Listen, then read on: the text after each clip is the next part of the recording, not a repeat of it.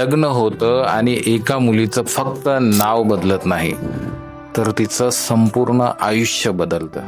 ज्या घरामध्ये ती राजकुमारी म्हणून राहिलेली असते, त्याच घरातून ती कोणाची तरी जबाबदारी म्हणून बाहेर निघते. नवीन घराला सांभाळता सांभाळता ती स्वतःलाही विसरून जाते.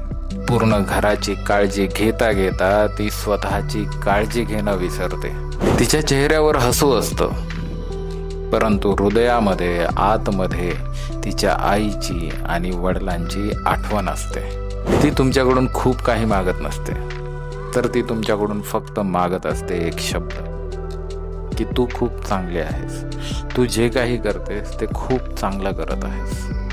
कारण प्रत्येक मुलीला महागड्या गाड्यांची, मोठ्या घराची गरज नसते, तर प्रत्येक मुलीला गरज असते आदराची, प्रेमाची आणि विश्वासाची. प्रत्येक घराला घरपण देणाऱ्या याच मुलीची किंमत त्या घराला कधीच कळत नाही.